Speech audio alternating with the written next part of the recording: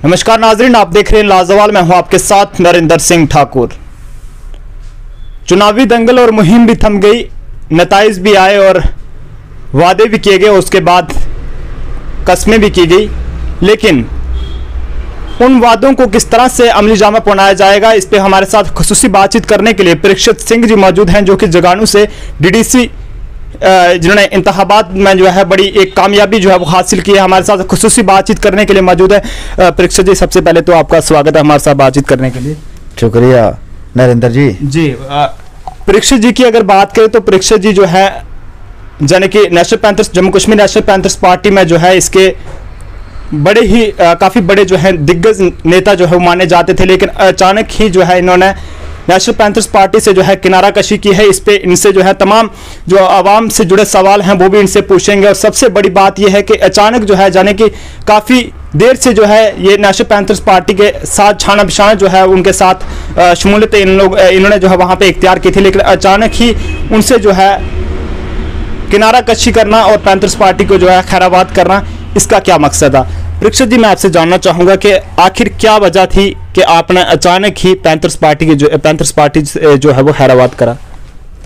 देखिए, panthers party जो है वो एक हमारी पारिवारिक पार्टी थी। हमारा जन्म जो है उसी परिवार में हुआ था जिस परिवार ने इस पार्टी को बनाया था। लेकिन आज जो लड़ाई है इस समय, उस समय जो पैंथर्स पार्टी 370 को लेके बनाई गई, 35A को लेके बनाई गई, आज 370 भी हट गया, 35A भी हट गया। जो इसकी मूल डिमांड जो थी पैंथर्स पार्टी की, मुझे लगता है लगभग पूरी हो चुकी है। बिल्कुल।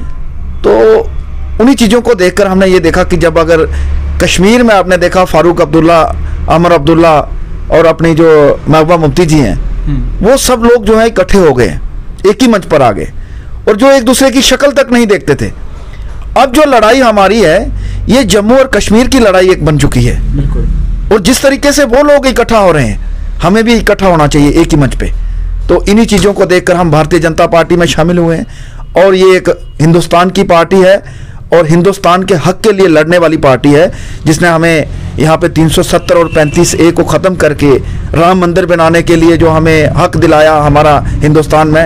ये कोई छोटी मोटी बातें नहीं है। इसके लिए हम नरेंद्र भाई मोदी जी से प्रभावित हुए, भारतीय जनता पार्टी से प्रभावित हुए, इसकी नीतियों से प्रभावित हुए, और हमें ये लगा कि इस समय जो सही स्थिति जो है भारतीय जनता पार्टी में लोगों को शामिल होना चाहिए। हमारे जितने भी जम्मू के लोग हैं, चाहे वो हिंदू हैं, मुस्लिम हैं, गुज्जर बकर वालों को देख लीजिए। आज हमारे पार्टी जो पुरानी पैंथर्स पार्टी या NC PDP वाले कहते थे कि आपकी ज़मीनें चली जाएंगी, ख़त्म हो जाएंगे, आपको यहाँ से रिफ्यूजी बना दिया जाएगा, लेकिन शायद आपको पता नहीं है या आपको इसके बारे में शायद आपने पूछा नहीं किसी को, लेकिन अभी एक ऐसा एक्ट हमारा बना दिया गया है, फॉरेस्ट एक्ट जो नया बना है, उसमें इनको मालिक बना दिया गया है। इनकी जो ज़मीनें हैं उसके ये मालिक बन गए हैं, मालिकाना हक इनको दे दिया गया है जंगलात में। और इससे ज़्यादा और भारतीय जनता पार्टी क्या करेगी?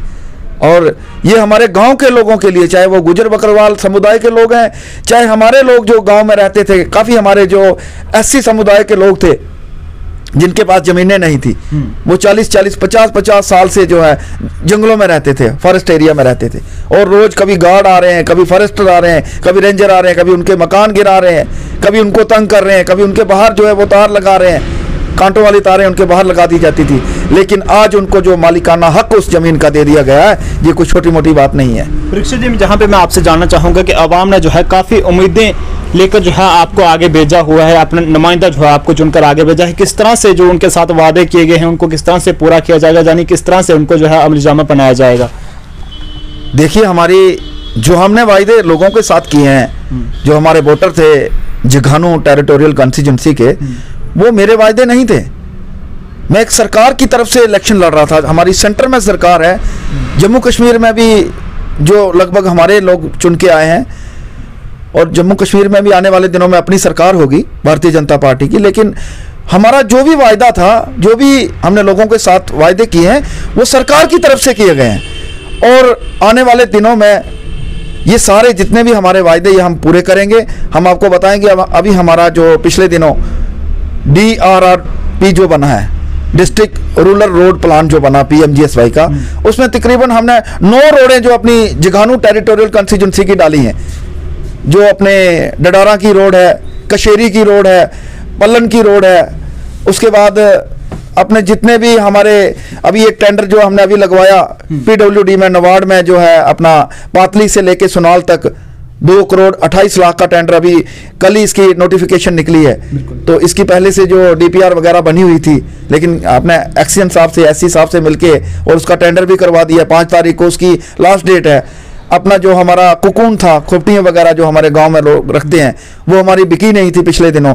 उसका जो हमने ठेकेदार लाए, मंडी लगाई और वो खुपटी उनकी लोगों की जो कुकून है उसको बिकवाया। जो हमारे हैंडपंप थे, तकरीबन 27 हैंडपंप जो हमारी कंस्टिट्यूंसी में ख़राब थे, जगानू टेरिटोरियल कंस्टिट्यूंसी में, और 1 हफ्ते के अंदर वो सारे हैंडपंप रिपेयर करवाए। और जो भी छोटे मोटे हमारे मसले वहाँ के हैं, चाहे छोटे से छोटा मसला कोई भी है, पेंशन के मसले लोगों के थे, कईयों को 2-2 हज़ार रुपया नहीं मिल रहा था, वो लोगों के हमने जो है वहाँ पे काम करवाया।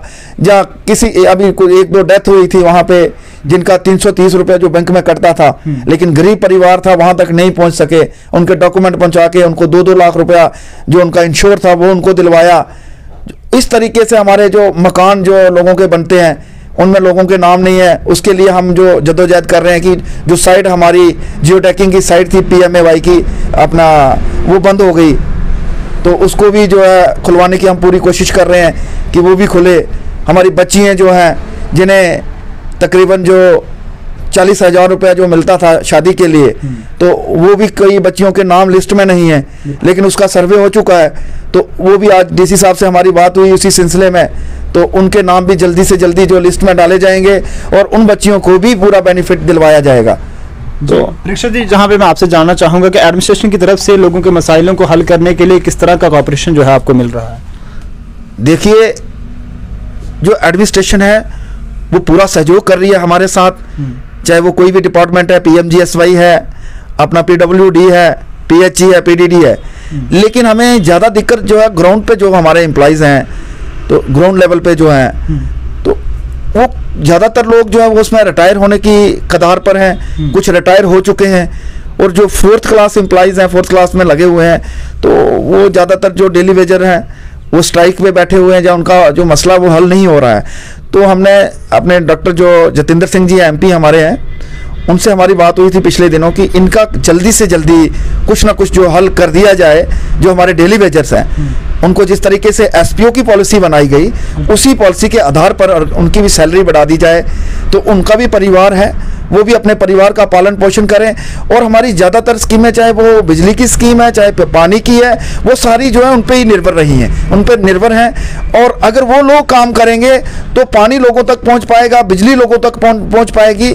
इसके लिए जो हायर अथॉरिटी है, एडमिनिस्ट्रेशन है, वो तो हमारा सहयोग कर रही है, लेकिन ग्राउंड लेवल पे जो लोग थे वो ज़्यादा रिटायरमेंट हो रही है, कुछ लोग और 1 साल में रिटायर होने वाले हैं। और हमारे जो डेली वेजर जो है भाई हैं, जो हमारे बुजुर्ग डेली वेजर में हैं, उन लोगों का मसला जो है वो जल्दी से जल्दी हल होना चाहिए। ये भी हम सरकार से जो रिक्वेस्ट कर रहे हैं, और इसके लिए एक पॉलिसी बना दी गई है। मैं आपको बताऊं कि जल्दी से जल्दी वो पॉलिसी लागू कर दी जाएगी।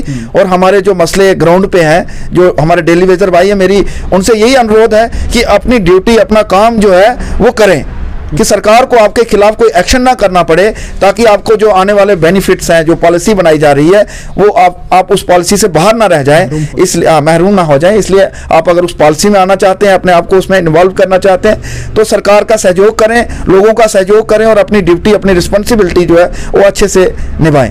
बहुत बहुत शुक्रिया परीक्षा जी हमारे साथ बातचीत करने के लिए। तो नाज़रीन, ये थे हमारे साथ DDC जगानू से जो है परीक्षा सिंह जी, जिन्होंने तमाम मुद्दों को लेकर, आवाम के जो भी तमाम मसाइल हैं उनको लेकर तफसील से बातचीत की है, और ये कहा है कि आवाम के मसाइलों को किसी भी यानी कि किसी भी सूरत में जो है अवाम के मसाइलों को, लोगों को जो है बुनियादी सहूलियात से महरूम नहीं रखा जाएगा, बल्कि हर तरह की सहूलियात जो है इनकी तरफ से उनको फराहम करवाई जाएगी। और साथ ही साथ इन्होंने ये भी कहा है कि जो कहीं ना कहीं जो नीचे मुलाजिम हैं, जो ग्राउंड लेवल पे काम कर रहे हैं, उनको तो खैर कहीं थोड़ी बहुत जो है मुश्किलातों का सामना करना पड़ रहा है, लेकिन वो सरकार पे जो है अपना भरोसा बनाए रखें, उनके मसलों को जो है वो हल किया जाएगा। इन अल्फाज के साथ आप लोगों से इजाजत चाहता हूँ। मज़ीद अपडेट्स के लिए देखते रहिए लाजवाल न्यूज़ के लिए उधमपुर से नरेंद्र सिंह ठाकुर को दीजिए इजाजत। नमस्कार।